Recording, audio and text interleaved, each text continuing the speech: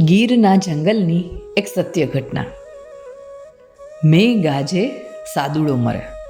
લેખક છે શ્રી સુરગભાઈ વરુ. એક વખત નાગેશ્રીના દેવાદભાઈ વરુ તેમના 15-20 મિત્રો સાથે તુલસીશ્યામ મહારાજના દર્શને જતા હતા.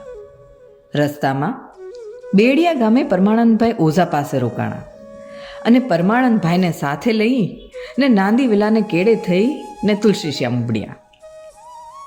એક તો આપા ડાયરો અને એમાંય શેત્રુંજીમાં ગાગડીઓ ભળે એમ પરમાનંદભાઈ પડ્યા. પછી તો પૂછવું જ શું, એને આનંદીને મસ્કરીની છોડું ઉડે.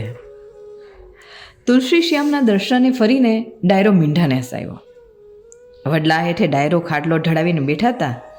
ત્યાં બે હાવજ મહેમાનોના ઘોડા ચરતા હતા. તે તરફ આવતા ભાડી પરમાનંદભાઈએ મસ્કરી કરતા કીધું, એ આપાવો, આ મલકને બીવરાવો છો, પણ આ મામાઓ તમારાથી નહીં બીવો, અને જો કોકના ઘોડાને મારશો તો સામાન માથે લઈને જાઓ અને પછી તો ભારે રૂડા લાગશો.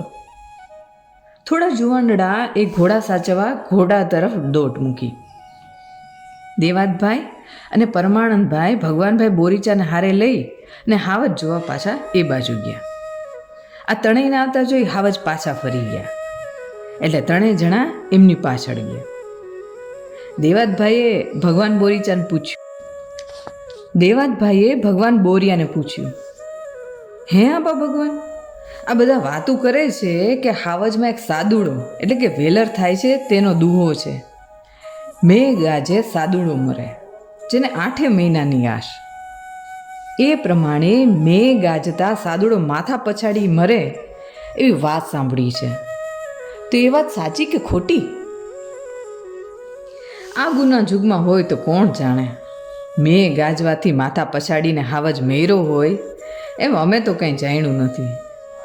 પણ આ બે હાવજ હાયલા જાય છે ને, એમાં ઓલિયો જેનું ગોળા જેવડું માથું છે અને લાંબી કેશવાળી છે એને અમે વેલર કહી છીએ.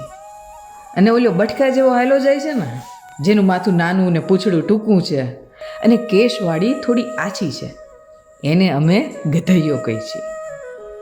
આ બંનેમાં વેલરને વતાવવા જેવો નહીં.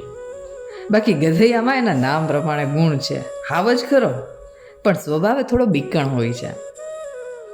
સાવજની આ રીતે ઓળખાણ આપી ભગવાન બોરીચાએ વાતને આગળ ચલાવી કે મેં ગાજવાથી સાદુડો હાવજ મરતો નથી, પણ ક્યારેક બરોબરની અષાઢ મહિનાની હેલી જામી હોય અને ખરેખરો મેં મંડાણો હોય અને સમ વડાડક વીજળી સબાકા કરતી નાટારંભ કરતી હોય અને હુડુડુડું કરતો મેં પણેણતો હોય, ત્યારે એની સામે બાથ ભીડવા વાદ માંડીને આવો કોઈ કેસરી હડેડતો મંડાય ત્યારે કેવું પડે કે ખરેખરો સાદુડો. એ આપા, આ ટાઢાપોરના હાંકોમાં અમે ગઈર વેઠી છે હો, પણ આવું કોઈ દી સાંભળ્યું નથી. પરમાનંદભાઈએ ભગવાન બોરીચાને દખવા કીધું, તમે ગઈર વેઠી પણ બેડિયામાં અને ક્યારેક નેસડાના ઝૂંપડામાં. પારખું કરવું હોય તો ઓલિયો જો ઝાંખી હાલ્યો જાય. દેવાદભાઈ એના માથા પરથી ગોળી જાય એમ બંદૂકનો ભડાકો કરે, પછી જુઓ મજા, આ વેલર અને ગધૈયાનું પારખું થઈ રહે. તે આ તમારા આપા દેવતામાં ક્યાં હિંમત છે? ઘરે ને ભડાકો? આમ કૂતરાની જેમ હાયલા જતા હાવજ જોવાની મજાએ શું આવે? પરમાનંદભાઈએ દેવાદભાઈ પાસે બંદૂકનો અવાજ કરાવવા મેળું માર્યું. દેવાદભાઈએ હવામાં 2 હાવજની માથેથી એક પણને વાગ્યા વગર ગોળી જાય એમ ભડાકો કર્યો. હમ કરતી ગોળી છૂટી, સણાનાક કરતીને 2 હાવજ માથેથી ગાજતી ગઈ.